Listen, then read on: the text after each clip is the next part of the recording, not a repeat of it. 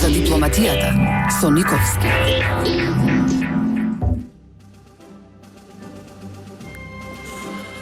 Идејата беше да почнеме со некои глобални теми. Денеска ги најавивме минатиот пат околу тероризмот, кој е деновиве толку актуелен, мигрантите и бегалците, подкопаната или падната на колена Европска Унија и во се тоа да граде Македонија.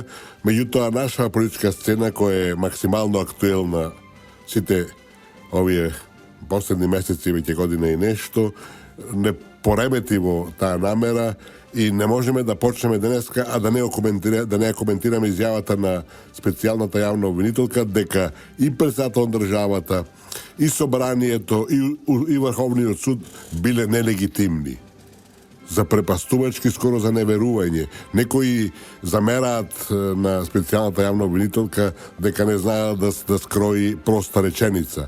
Ова не е опраша и никаква реченица. Таа може би да не знае да зборува воопшто, меѓутоа ова покажува дека не ја познава својата функција, не ја познава својата обврска. Знаете, јавен обвинител прво не сме да дава политички изјави. Ова е класична политичка изјава која може да ја повторуваат Заев, не знам, Трајанов или било кој друг од политичарите кои се против власта, нели така, али не една јавна обвинителка. Значи, нејзината должност е, јас не сум правник, али логиката го зборува тоа и на секој нормален човек му е јасно дека таа треба да истражува, да собира аргументи и кој ќе има факти и докази за нечија вина, да го тоа даде на суд. А основното во правото е, тоа го знаеме сите, пресумцијата на невиност. Секој додека не е осуден е невин, а народот рекол дека поарно 100 багабонти, арами и криминалци на улицата колку еден невин во затвор. А што прави таа? Вели дека нашето јавно, нашите институции, де факто таа, сите ги игнорира тој начин и се игнорира и себе си, бидејќи указот, законот за специјалното јавно обвинителство го донесе собранието. Указот за нејзиното постојање го донесе председател на државата. Значи, таа е нелегитимна исто така. Мислам, просто човек да не верува колку таа жена се изгубила во она што одеднаш излезе во јавноста како излезе таа како некоја главна личност и водечка личност во државата и сега очигледно не знае да плива, не се снаоѓа. Меѓутоа, не е причината само во тоа.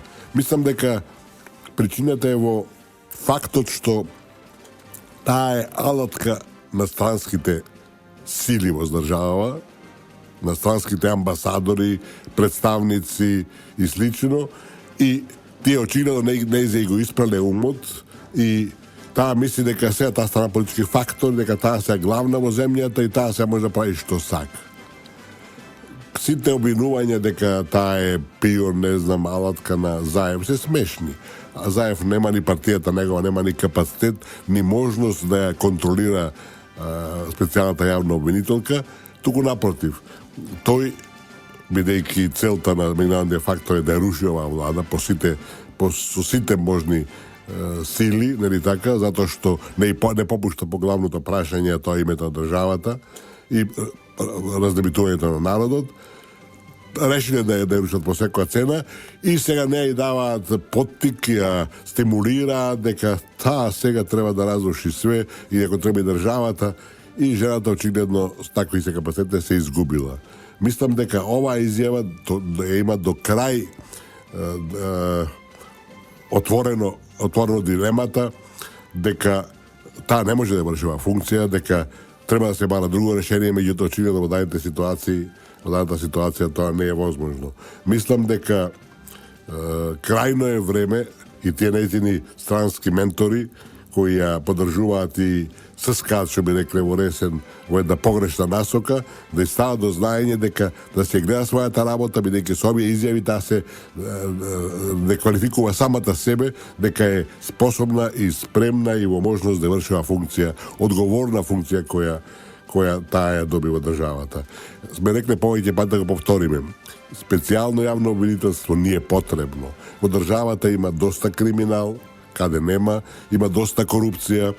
Денови беше објавено дека во Европската Унија вкупната корупција на годишно ниво изнесува скоро 1000 милиарди евра. Значи 900 не знам колку милиарди евра.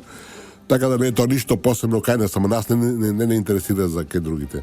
Нас не интересира за кај нас, а мислам дека борбата против корупцијата и против криминалот, на кои за жал не се посвети доволно внимание во последно време, треба да бидат во центар од нашето внимание. Меѓутоа, не по секоја цена и не да имаме јавно специјално обвинителство кое води политика. Тоа е апсолутно против интереса на оваа држава и специјалното јавно обвинителство со чековите кои ги презема во повеќе насоки. Ова е само врвот на едно погрешно однесување, врвот на една погрешна политика која води Јанева и нејзините соработници.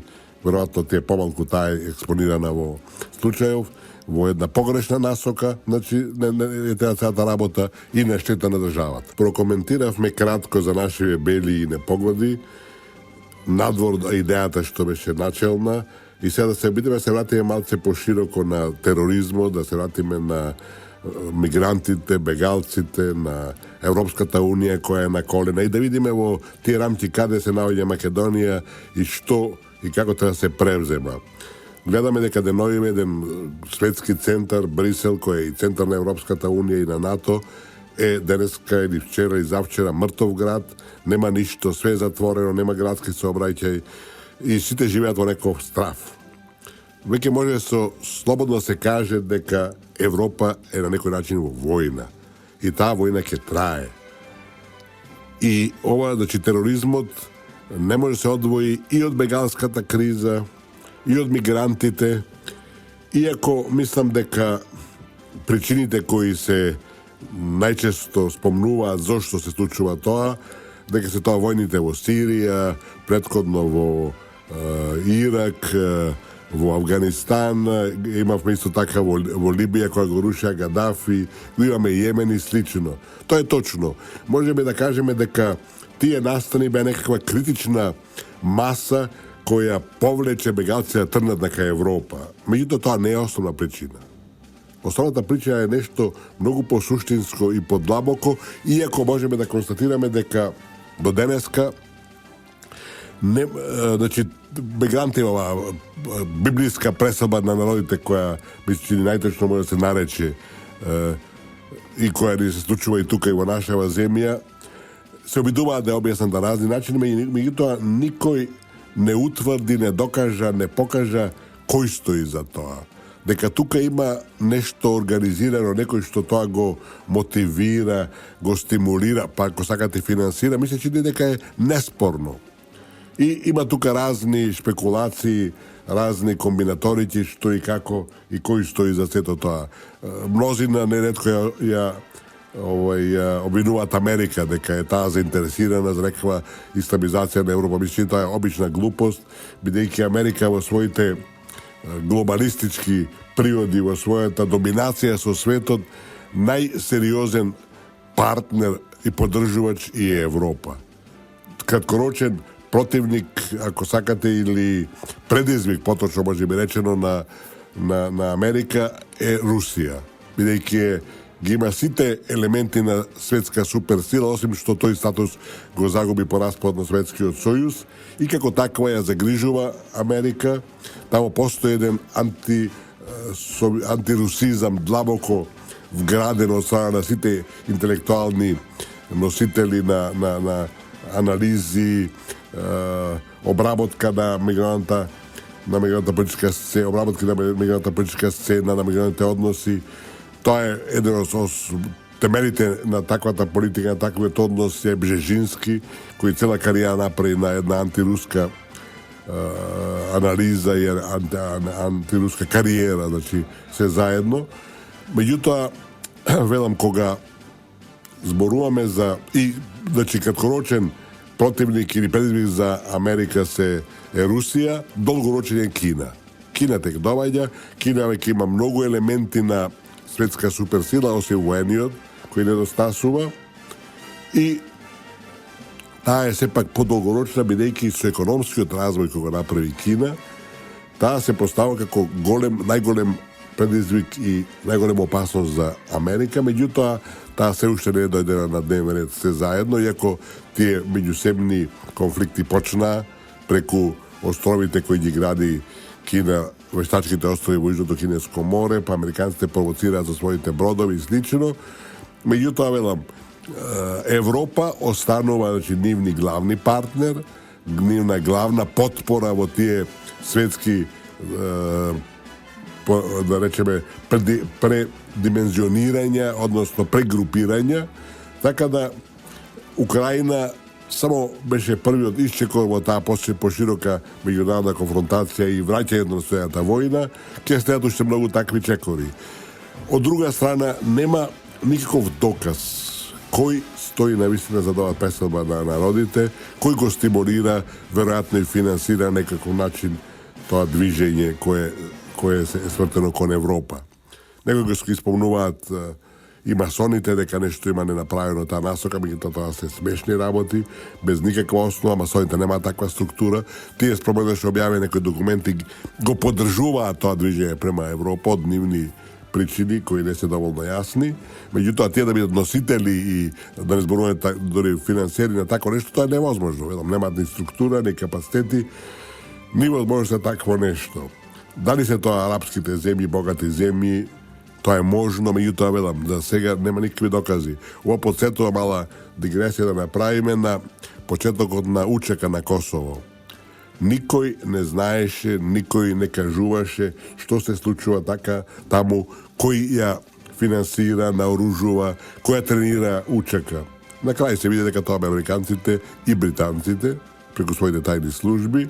Меѓутоа, интересно беше што долго време никакви информации немаше никаква велам верзија, спекулација, ако сакате, што се случува таму. Дури мислам дека и меѓу самите албанци, поготово Македонија, веројатно и делумно и во Албанија, ако таму имаше кампови за вежба и за тренирање на учека. Ова е нешто слично, тоа ќе излезе на видео во секој случај, ама треба да помине некој време па да се да видиме и ние што е што и кој бил кој. Велам, затоа моментом е тешко да се спекулира, бидејќи нема никаква информација, никаков достапен аргумент и факт кој би упатил на некоја адреса и би покажал дека некој на еден друг начин стои за цето ова движење на народите. Меѓутоа, првата идеја и она што го рековме на почетокот дека и Сирија, војните во Сирија, во Ирак, Либија, Афганистан, беа можеби само на она пресвртница која возможи да трнат овие бегалци. Основата е почитувани во разликите во развојот и, ако сакате, со погруби и поточни зборови, плячката на која се со векови веќе изложени малите и сиромашни земји од страна на големите и богатите. Тоа е таа причина која води во еден несразмерен развој, во разлики на богатството од кои глава боли и кои порано или подоцна ќе водат и во социјални револуции, ќе водат и во побуни, а ќе водат и во движење на народите. И тука да спомнеме дека латентната маса која може и која е подготвена или полуподготвена да тргне према Европа е 50 милиони бегалци, односно мигранти. Тие не се бегалци.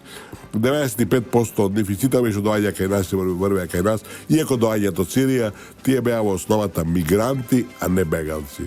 Затоа што беа, сите ги видовте, млади, јаки, извежбани, облечени со најмодерна облека, со телефони, рековме дел од нив има дори сателитски телефони која не за месечна претплата кошта $3,000 нешто долари. И сето тоа покажува дека бегалците, знаете, тие бегаат со едно крпче или едно ранче малечко и без пари, што тие кои имале пари ќе речене проблем на некој друг начин. Велам, тоа се тие елементи кои покажуваат дека основата на ова, односно причината за овие поделби во основата се сведува пред и главно на нееднаквиот развој кој постои во светот. Само ќе ви кажам пред рекламите, ќе ви кажам само еден факт, дека трите најбогати луѓе во светот имаат повеќе, побогати се, отколку 10% од светското население. А ќе подсетам, светското население моментално е 7,4 милиарди луѓе, значи тројци имаат повеќе од 740 милиони луѓе. Тоа ми се кажува се. Зборуваме за тероризмот, за бегалците, за мигрантите и да повториме уште еднаш дека те имат една заедничка основа. И војните кои се сега во Сирија и во Ирак и во Афганистан и претходно во Либија се причина за и едното и за другото, меѓутоа основата е нееднаквоста која постои во светот и сиромаштијата која владе во огромен дел од светот.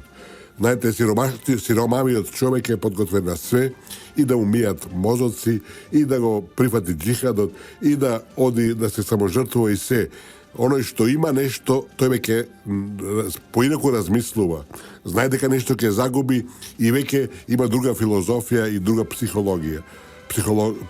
Значи, се работи за состојби во светот кои се вакви какви што се веќе стотина и повеќе години. Прво имавме колониализам долги години, после тоа имавме империализам и сега во основата имаме глобализам кој е апсолутно ист на другите два, и на колониализмот и на империализмот, бидејќи во основата на глобализмот е исто така богатите да бидат побогати, а сиромашни да бидат посиромашни.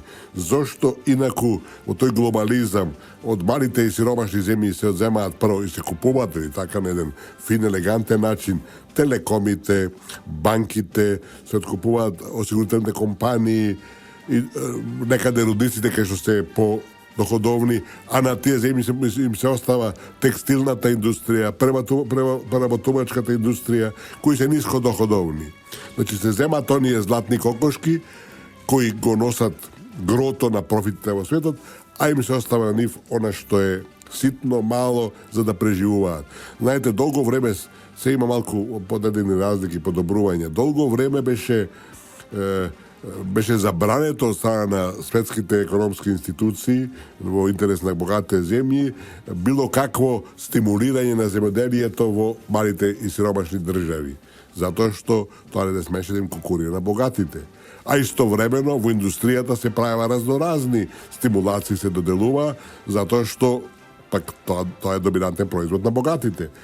Така да таа разлика која постои меѓу едните другите цело време се продлабочува и цело време води во едно широко незадоволство кај огромни маси во светот, кои тек ќе генерираат и револуции, и проблеми, и судири, и се разбира миграции. Прегаска спомнавме дека тројцата најбогати луѓе на светот имаат повеќе од колку 10% од светското население, со други зборови од 740 милиони луѓе, значи тројца повеќе во однос 740 милиони луѓе. Има други податоци кои исто така ја дефинираат, ја покажуваат, ја елаборираат оваа состојба на неправедност, на непропорционалност, на нереалност, на грабеж, ако сакате, бидејќи во основата пак се сведува на грабеж. Најбогатите земји имаат 13% од светското население, например, и 45% од куповната моќ. Значи, тоа е 3,5 пати повеќе во споредба едното со другото. Или од другата страна погледнато, најсиромашните земји имаат 42% од населението и 9% од куповната моќ. Значи, 4,5 пати повеќе. Скоро 5 пати повеќе, помалку односно од она што би било нормално ако постои некаква еднаквост во светот. А денеска, да бидеме јасни, се знае. Интернетот е голе-долу секаде присутен, луѓето гледаат како се живее, гледаат како се заработува, гледаат што се постигнува и нормално расте желбата за промени, желбата се побегне од она што е за нив реалност и на тој начин, ги имаме овие сегашни феномени, мигранти, бегалци, а ќе имаме уште повеќе и повеќе. Зборуваме за тероризмот, за бегалците и мигрантите, зборуваме за Европската унија која е фрлена на колена и тука се обидуваме да најдеме некоја корелација и во врска со Македонија што и како треба да превземеме. Рековме дека основата на и тероризмот и на бегалската криза, односно на мигрантската криза, во основата се нееднаквоста која постои во светот, плячката која цело време се спроведува од страна на богатите врз сиромашните и толерирањето е тие разлики кои се продлабочуваат. Имаме ситуација што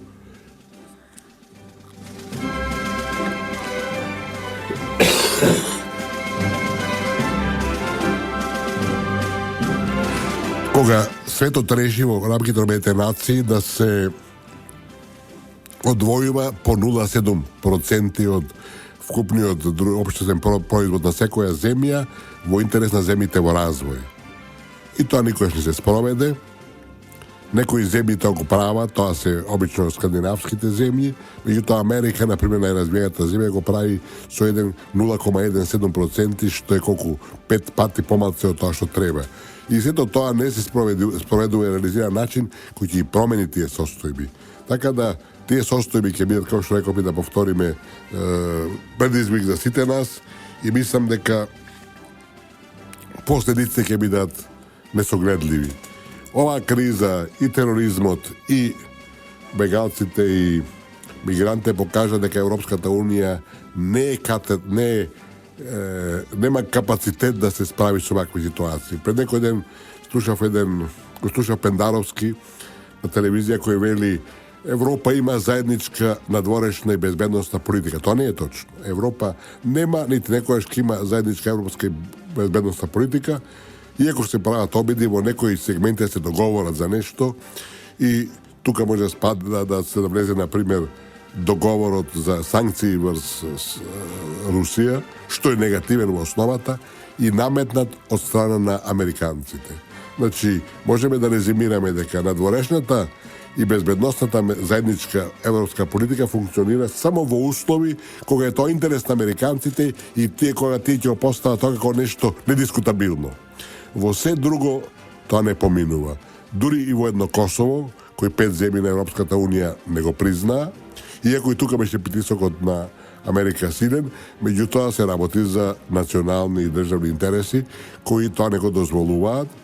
А имаме и други такви случаи кога Европската унија, таква беше например војната во Ирак, кога Европа немаше заеднички став и кога Америка е подели на источна, на нова и стара Европа. Значи, Европа нема нити ќе има заедничка надворешна безбедносна политика и тоа доаѓа сега до целосен израз, поготово во врска со кризата со мигрантите и бегалците. Околу тероризмот има некоја соработка повисока, меѓутоа, за жал, тоа до сега не даде никакви резултати. Имавме Париз, знаете што се случи во Париз, сега го имаме Брисел, кој знае каде ќе биде стенниот настан, бидејќи, знаете, клучен е фактот дека кога некој е решен да го жртвува својот живот, нема решение. Ќе спречите еден, ќе спречите двајца, 5 души, 11-тиот, 101-иот ќе го направи терористичниот акт.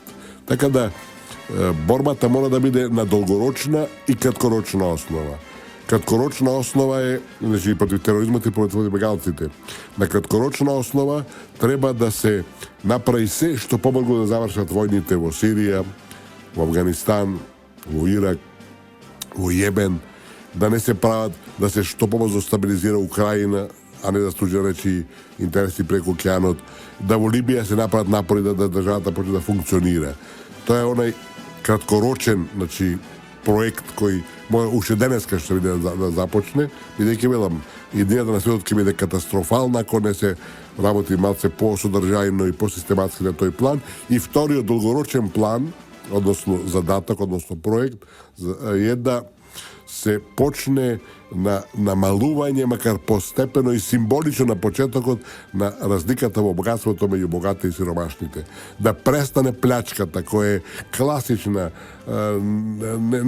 бескрупулозна, на цицање на сите земји во развој и помали посиромашни земји од страна на богатите. Тоа е еден таков безобразен, ако сакате, начин, што навистина не може да му служи никому на чест.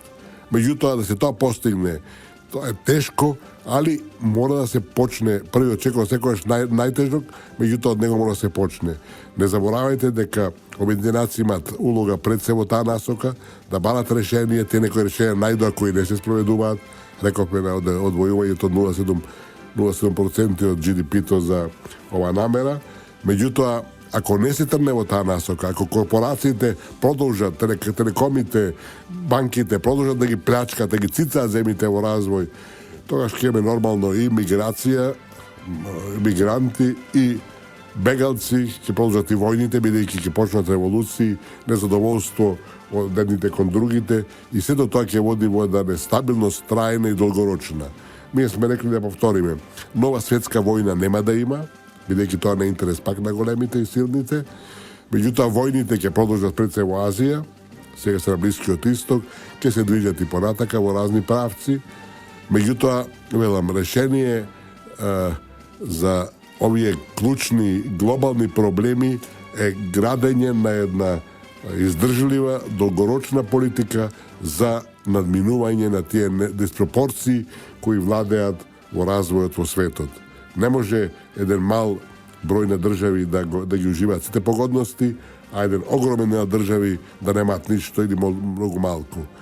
Се зборува дека преку милиарда, скоро 2 милиарди луѓе гладуваат дори денеска во светот. А ние имаме земји кои се фалат со некаква демократија, со некакви достигнувања, со човекови права. Све тоа лага. Човекови права да само тамо кај што нив им одговара, а не да се решат генералните и глобалните светски проблеми. Зборувавме за глобални теми и ќе завршиме само, ќе го заокружиме тој дел со констатацијата дека исто како туризмот е и користењето на двојни стандарди од страна на развиените земји во светот. Македонија е класична жртва на таквите политики и тој што има двојни стандарди за себе и за другите, тоа е исто така тероризм. Бидејќи тоа значи непочитување на меѓународниот правен поредок, непочитување на принципите, правилата, процедурите и слично. Ова токму што се случува нас и со судот во Хаг и со приемот во Обединетите нации и слично. Сите тие злоупотреби, негирање на тој меѓународен правен поредок водат во тероризам, водат и во бегалци и во мигранти. Затоа што луѓето се повеќе стануваат свесни и не дозволуваат да ги некој манипулира. Почнаме со темата на специјалното јавно обвинителство, сврзана со домашните состојби, и да завршиме со тоа, со нас самите, и ќе ми дозволите да ви цитирам дел од колумната на Стефан Влахов Мицов, објавена деноје во Нет Прес. А Стефан Влахов Мицов, само да ви кажам, дека е еден од најголемите македонски умови, не само сегашност, а ми се чини во еден подолг период, и човек кој е енциклопедист, кој има напишано 30 книги и слично, и кој е, како и сите ние, многу загрижен за стојбите во земјава. Ќе прочитам само дел од неговата колумна во која вели: да се разбереме, криминал има и во владечката партија и тој мора да се расчисти.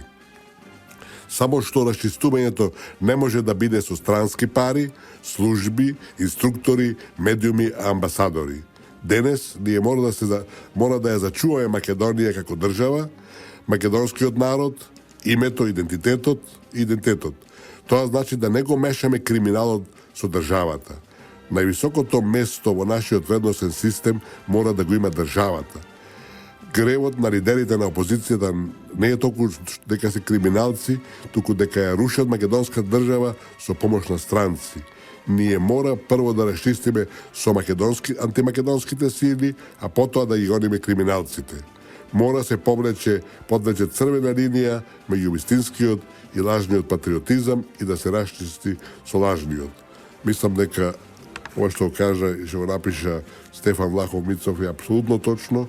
Јас апсолутно се согласувам и мислам дека на сите треба да ни биде некаква водилка тој негов став, бидејќи во моментов се во прашање опстанокот на државата и дека сите тие сили кои ја рушат од внатре се финансирани, потикнати, се марионети на странските тајни служби пред се и јавни политики, ако сакате, на кои им пречи Македонија ваква каква што е, бидејќи сакаат да ја срушат државата и да го разнебитат македонскиот народ. И дека е тоа точно, имаме уште еден доказ. Денојве се на ДУИ, партијата од власта, ја презентираше предлог програмата за изборите на 5 јуни и таа е создадена од 3 столба.